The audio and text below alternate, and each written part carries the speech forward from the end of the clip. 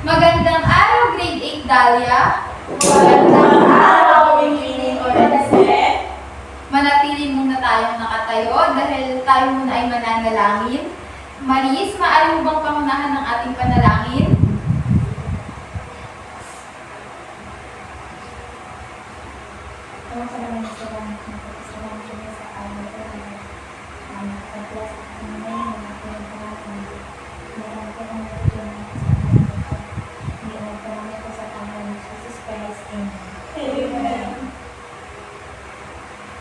Bago kayo magsiupo, maaari bang ayusin muna ninyong inyong mga upuan at hulutin ang mga kalat na inyong makikita sa harap, sa gilid at sa likod ng inyong upuan.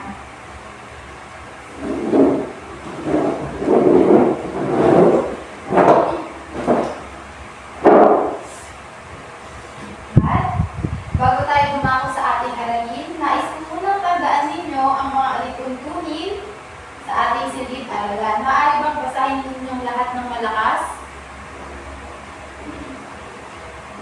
Isari ang phone at itago ito sa loob ng bag. Gamitin lamang ito kung kinakailangan. Iwasan ang magpag-usap sa katabi at makinig sa nagsasalita sa harap. Maglakas ng kamay kung nais sumunod o may katantunan. Naintindihan ba, class? Yes, ma'am. Rysel, may lumibat ba sa klase sa araw na ito? Wala po. Mahusay! Ako ay nagagalak dahil walang lumiban sa klase ngayong araw. Patunay lamang ito na interesado kayong matuto ng panibagong kaalaman sa ating paksang tatalakayin sa araw na ito. Ngayon, atin munang balikan ang ating huling tinalakay kahapon. Ano nga ba ang huli nating tinalakay kahapon? Sheila? Tungkol po ito sa Industrial Revolution. Tama? Meron pa ba? Rysel? Tungkol po sa Industrial Revolution. Inulit mo lang sinabi ni Sheila, pero tama. Ngayon, bago muna tayo formal na magsimula sa ating panibagong paksang tatalakayin, tayo muna ay magkakaroon ng isang laro na pinamagatan kong pagtagpiin ang larawan. Maaari bang pakibasa ang panuto, Sheila? Hatiin. Maaari naman yung mabigat pa? Hahatiin ng guro ang klase sa tatlong pagkat. Bawat grupo ay mayroong mga pinagkakal na larawan. Tuloy mo po hanggang pangkat na. Ang bawat puto-puto na larawan ay bahagi lamang ng isang larawan. Ito ay pagtatagpit-tagpit o pagmamayos at mabuo ng ang sagot. Ang grupong unang makakabuo sa larawan ay siyang mananalo at makakatanggap ng gantimpala. Maraming salamat, Sheila. Naintindihan ba ang panuto ng ating laro? Ngayon, dahil apat lang kayo, ang unang pangkat ay si Maris at si Denver, at ang pangalawang pangkat naman ay si Sheila at si Rysel. Ito ang mga larawan na inyong bubuin. Pagka paunahan niyan klasa, kung sino ang unang makabuo, maaari bang idikit nyo na lang dito sa pisara? At kung sino ang unang makakabuo ng larawan, ang siyang makakatanggap ng premyo. Ngayon, magsimula na kayo. Ay, dikit na nga. Dito, kahit dito nyo na lang buuin.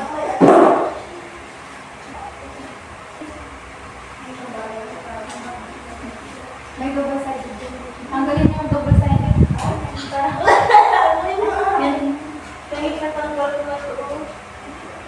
Totoo ba yun din? Ba't tingnan mo mabuti kung sakto yan, ha? Sige, claro!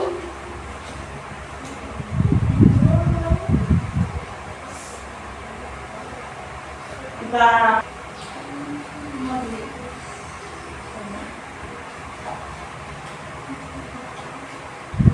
Balik.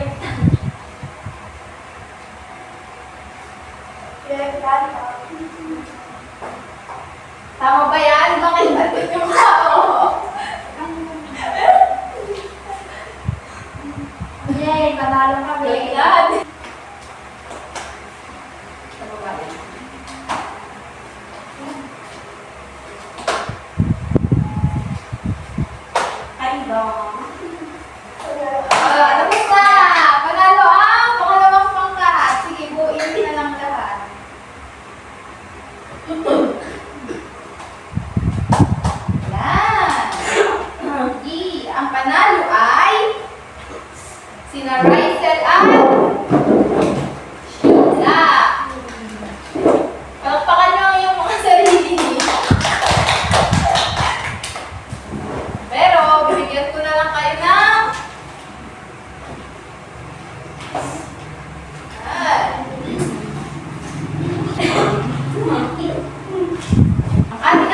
aktibidad na ginawa ay konektado sa ating aralin sa araw na ito. Mayroon ba kayong ideya kung ano ito? Sheila? Tungkol po ito sa Industrial Revolution. Tama. Meron ba bang may ideya o opinion patungkol sa ating aralin sa araw na ito?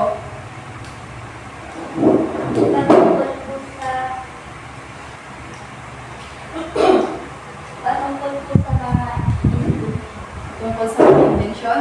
Meron pa ba? Inahi? kuha pa na ako ng paggamit ng mga makinarya. Sai. Tama naman ang lahat ng inyong mga sagot. Ngayon, tignan pa natin kung ano ang nakapaloob sa ating aralin sa araw na ito. Ang paglaganap ng Industrial Revolution. Ang Industrial Revolution class ay ang isang panahon na pag-unlad ng ekonomiya at mga imbensyon sa teknolohiya. Ngayon, alamin natin kung paano nga ba lumaganap ang Industrial Revolution. Maaari bang pakibasa, Denver, ang unang bullet? Okay na, basahin mo na. Ang industrial Ano?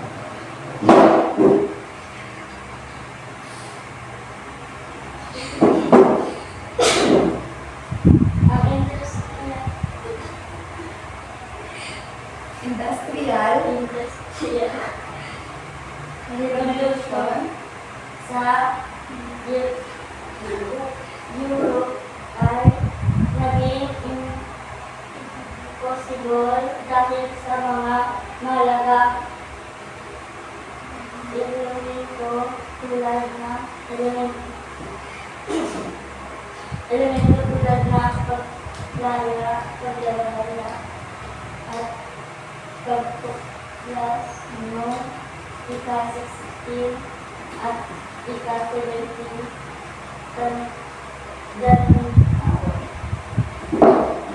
Maraming salamat, Denver. Ngayon, ang Industrial Revolution sa Europe ay naging posible dahil sa mga mahalagang elemento tulad ng paglalaya at pagtuklas ng ika-16 at ika-17 taon.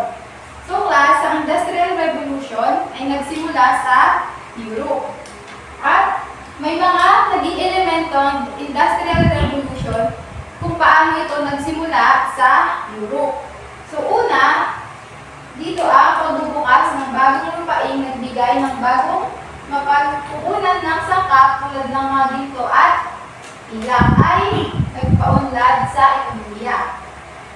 So class, may mga lupain mga nagbukas na maaari sigurong mapagkukunan ng mga tao ng mga ginto, pilak, alam niyo yung mga parang minahan, andon, doon daw ay mas nakakuha ng mga bagong sangkap yung mga tao upang magkaroon ng mga produksyon maaaring sa teknolohiya o sa mga produkto. At ito daw ay nagpaunlad ng kanilang ekonomiya.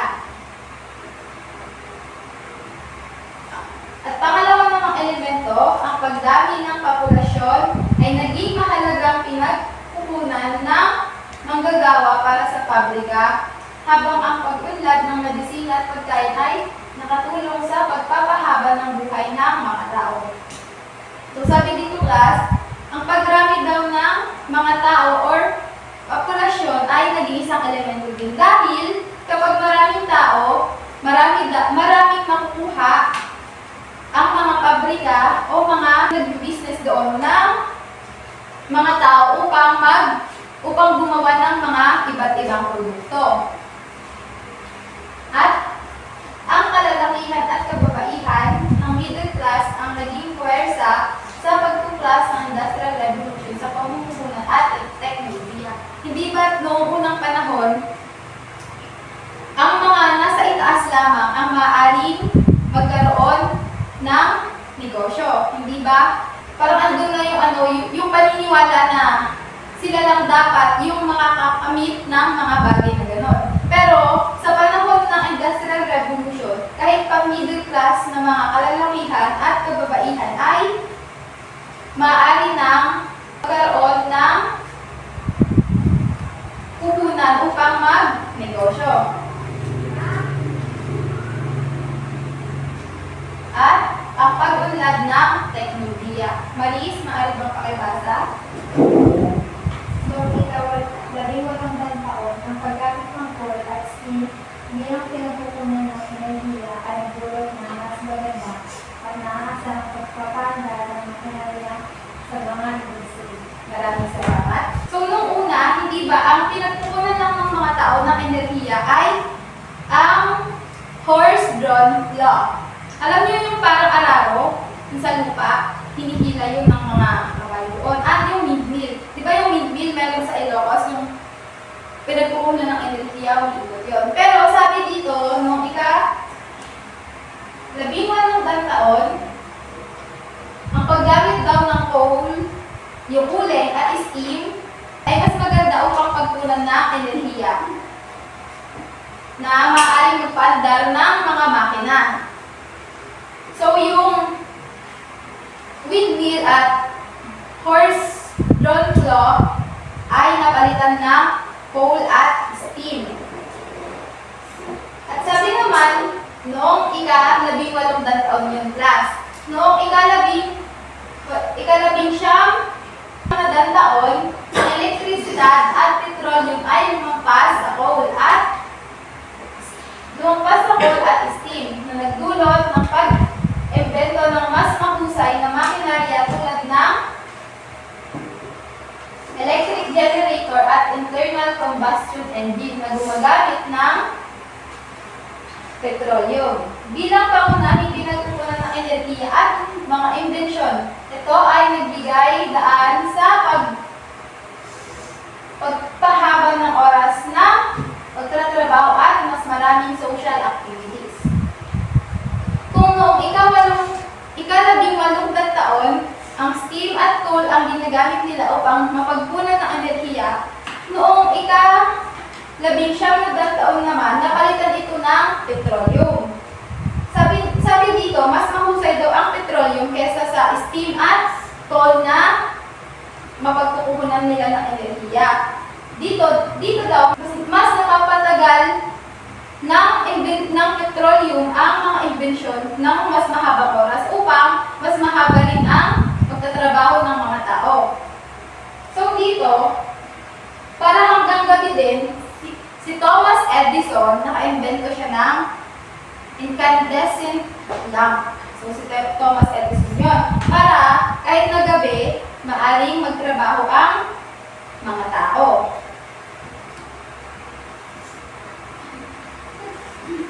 Ngayon, sino pang hindi nagbasa? Raizel, basahin mo ang ulit.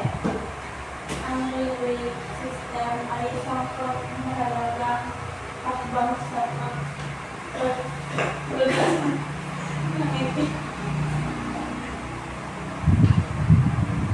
industrial revolution ng continental Europe. Ang pagkatayo ng libong-libong Hindi, bakit ka pa mo? Balayin mo. reels ng train ay nagpabilis ng pag-release ng mga produkto sa malalayong lugar at sa mga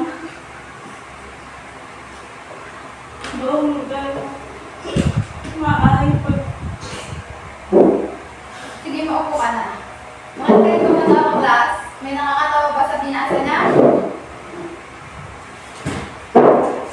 Ngayon na, tumahimik na kayo.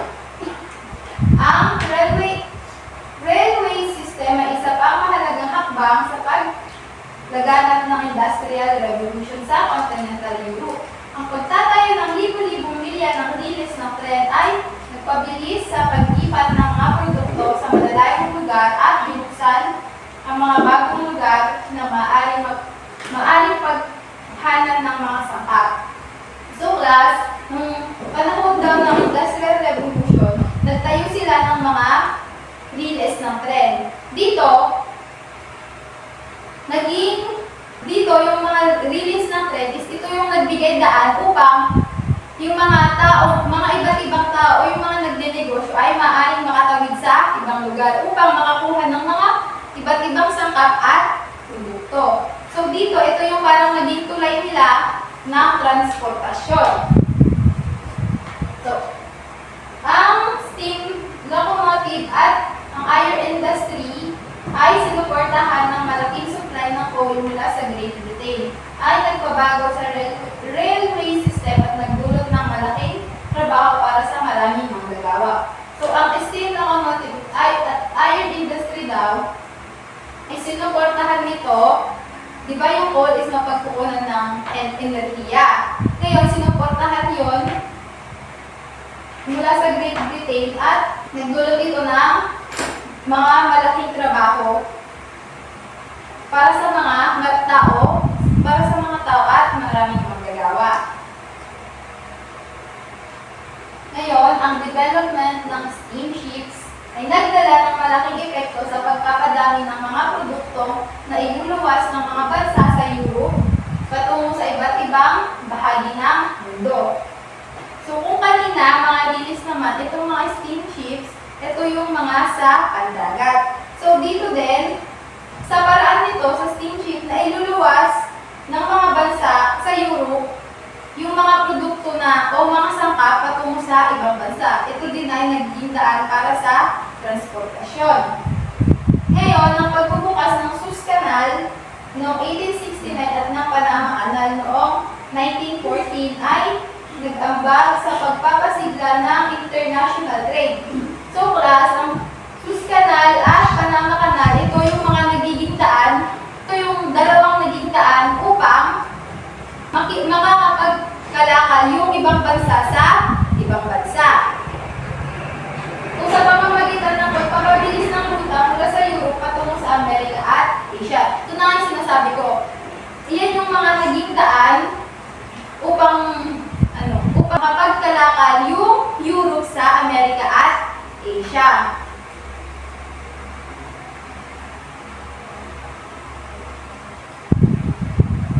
Ngayon, ang pag-unlad ng pasilidad ng komunikasyon tulad ng electric telegraph at imbensyon ng Morse code ni Samuel Morse.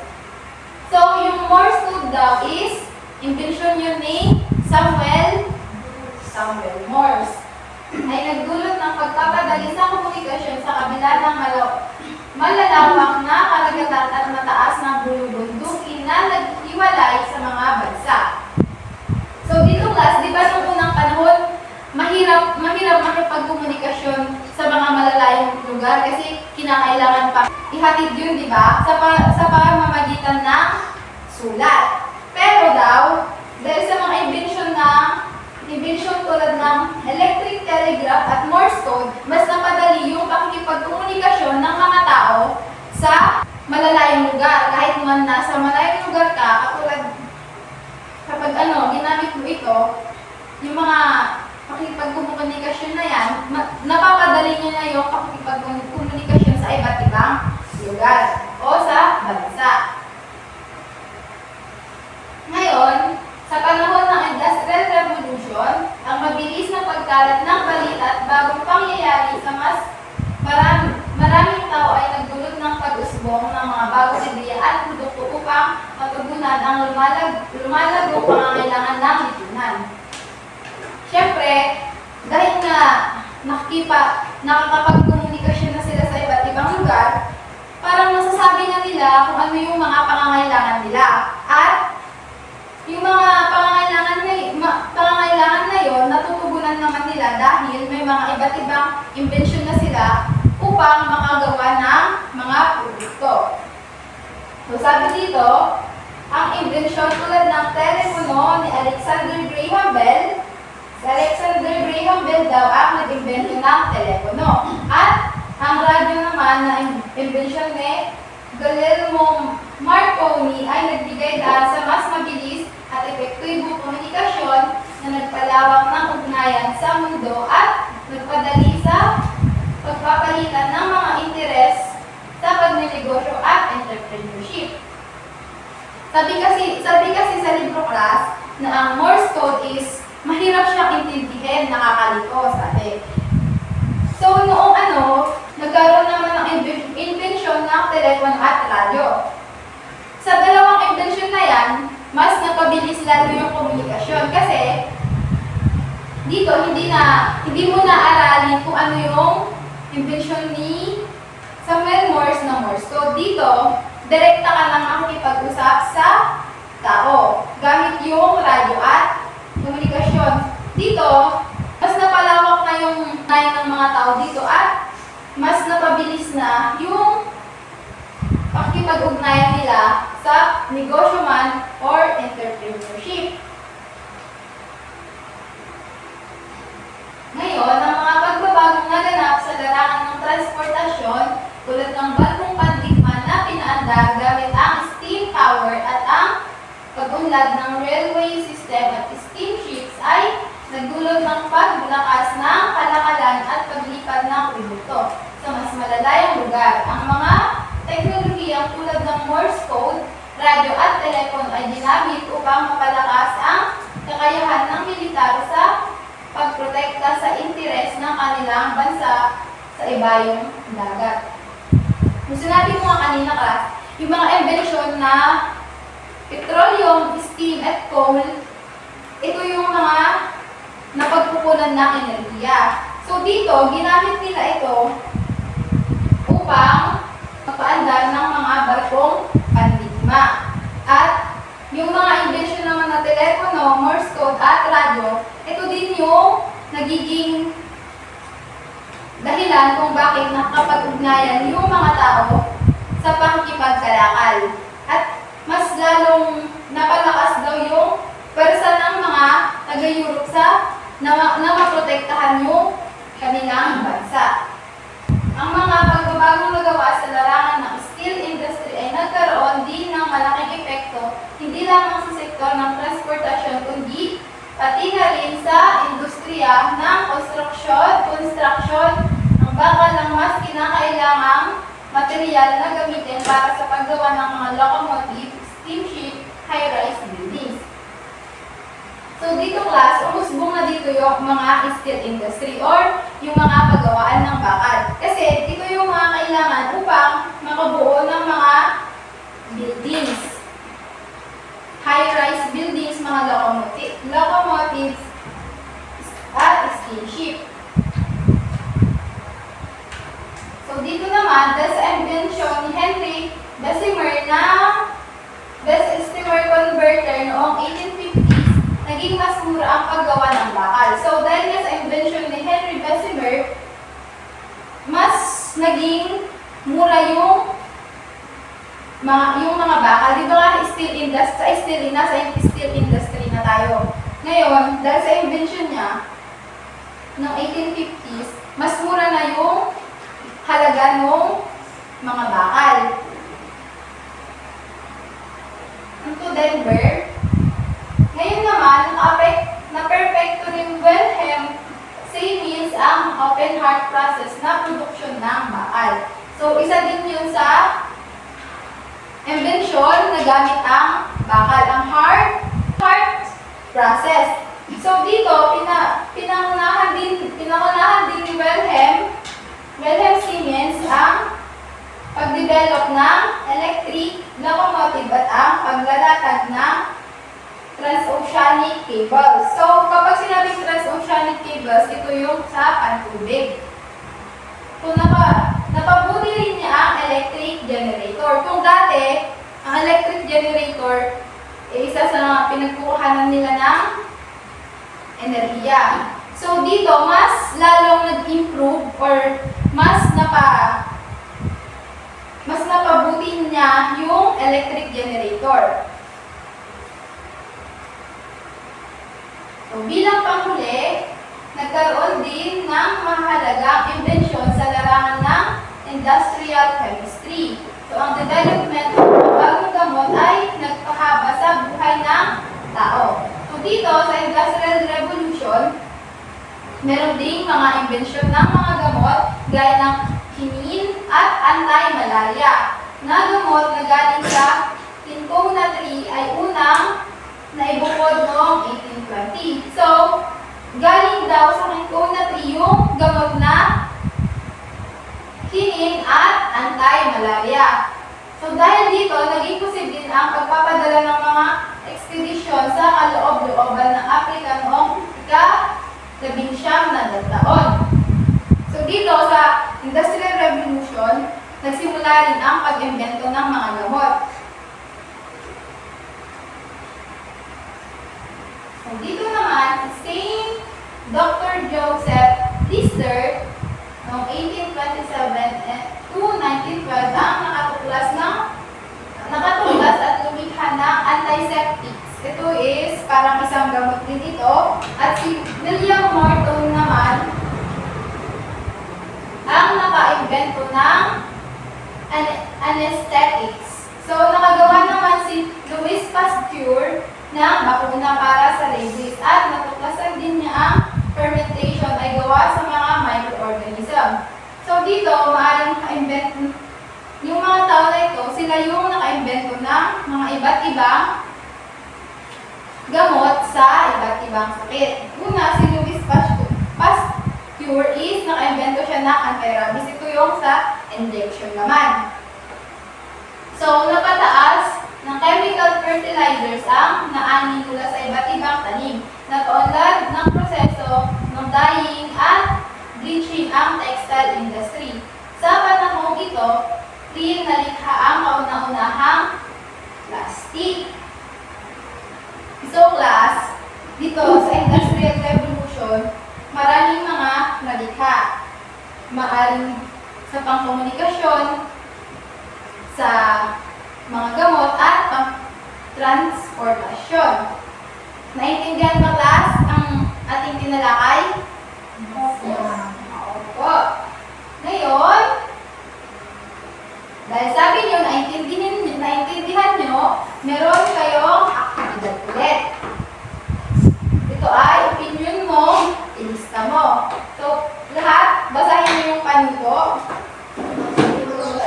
Bigay ang papel sa mga nag-aaral sa ating isa ang kanilang opinion tungkol sa iba't ibang intensyon na likha na mga panahon ng Industrial Revolution. Magbibigay ako dito na, sige, ulit mo na. Ayan. Susulat siya. Ngayon, magbibigay ako ng papel dito at doon nyo ililista ang mga opinion nyo patungkol sa mga inbensyon na nalikha noong Industrial Revolution. Bibigyan ko lamang kayo ng 5 minuto para sagutan ang o ilista ang inyong mga opinion. At babasahin nyo ito isa-isa sa harapan.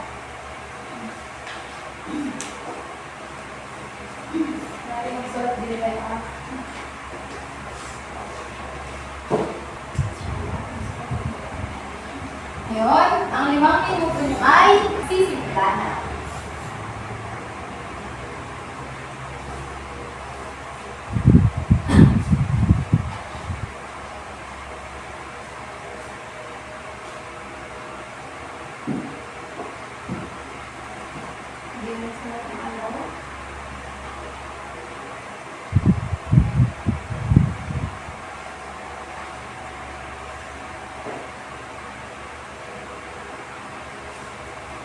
Tapos na ba, class? Hindi pa? Tapos na ba? Yes, ma'am. Oo, tapos na. Sinong gusto maunang magbasa ng nilista niya dyan sa papel? Dito sa harapan, Gay Maris.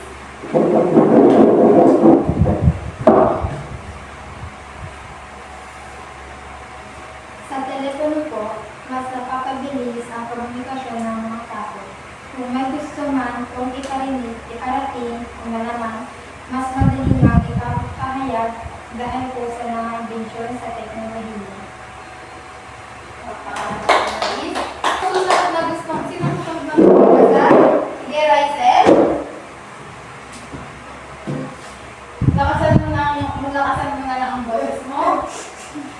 Yung mga reels po ng playing Napabilis po na pagpuntak ng mga tulog na sa malalayang iban. Maraming salamat. Sino ang sunod? Sheila? Sige. Sa development po ng gamang makakatulong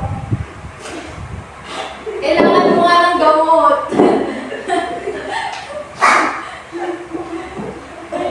Sige, ulitin mo. Kailangan mo ng gamot. sa development po ng gamot na makakatulong po sa pagpapahalaga ng buhay at sa kalusugan ng tao. Sige, mahusay. Maraming salamat. At ang ulit, Denver. Sige.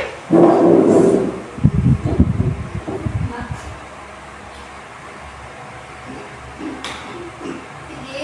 Kailangan ng gamot ni Sheila. Anong gamot kaya? Mga invention Lakasan mo, Denver. Sige. gaya ng electric generator na magpapag-andar sa makina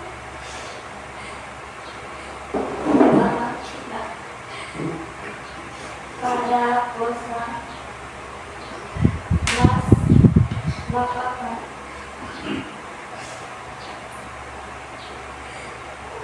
ang oras na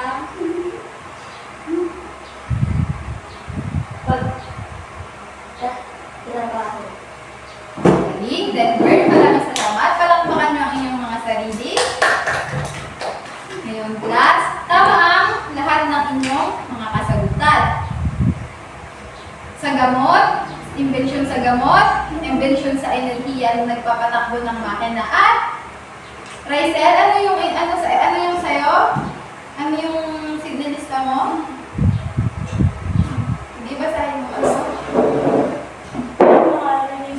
Mga riles, sige.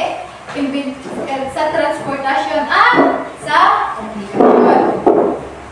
So ngayon class, dahil nakapaglista kayo ng mga opinion nyo, ako naman ay may katanungan ulit.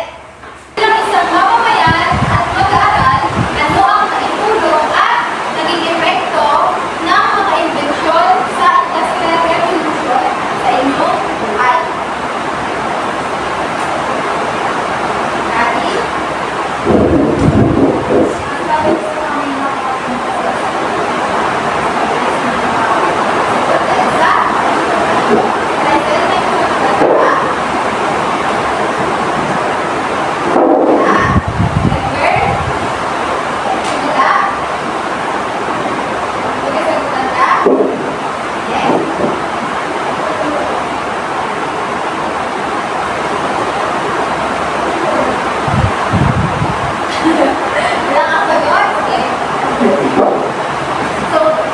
Dahil sa Industrial Revolution class, ang buhay natin ay naging mas madali. Dahil sa mga invensyon sa pangkomunikasyon, sa transportasyon, at maging sa gamot at sa mga makina. Dahil class, dahil sa mga invensyon na yun, mas napapadali nga na punta tayo sa isang lugar dahil sa invensyon ng transportasyon, gaya ng bilis ng tren. At mas madali din tayo makikipag-ugnayan sa ibang tao dahil sa invensyon sa komunikasyon tulad ng telepono at radyo. So, dahil din sa invensyon ng mga gamot, mas napapahaba ang buhay natin dahil nalulunasan ng ating mga sakit gaya ng ubo ni Sheila. So, ngayon class, naintindihan niyo ba ang talakayan natin sa araw na ito? Yes, ma'am. Okay. Kung naintindihan niyo, kayo ay maglabas ng isang malinis na papel at sagutan ang mga tanong na aking nahanap.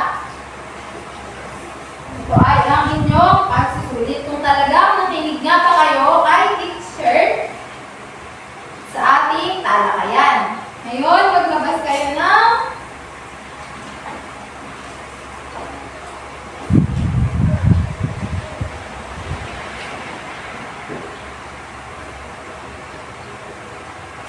ngayon class, maaari na kayong mag-simula.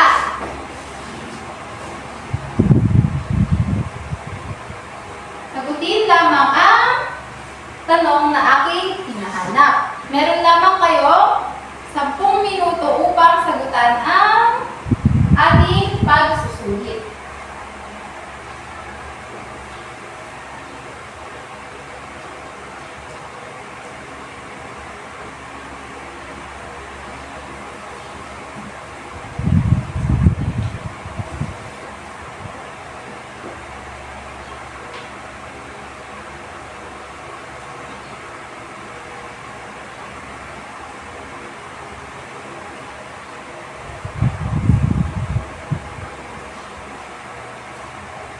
Isipin ko nga, baka nangungopya si Denver.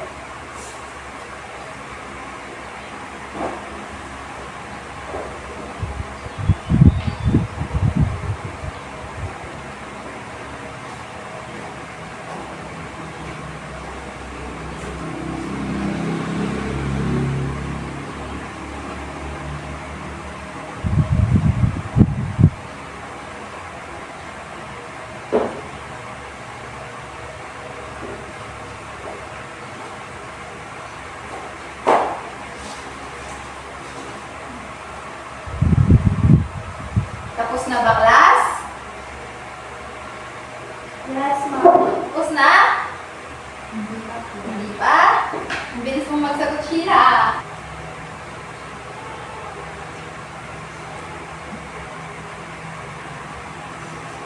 Ngayon, class, tapos na ang 10 minuto nyo. Maaaring pakipasa na ang mga inyong papel paharap. Okay, ipasa na. Ipasa lamang ito ng tahimik, Rysel.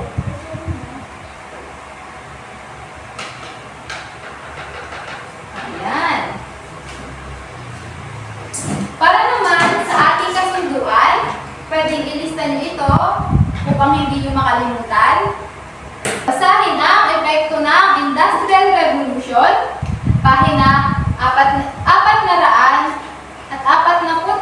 hanggang 484 sa aklat ng kasaysayan ng mundo, baitang 8. Ngayon, dito na nagtatapos ang ating talakayan. Maraming salamat sa inyong kooperasyon at mag-iingat kayo sa pag-uwi. Paalam grade 8 Dahlia.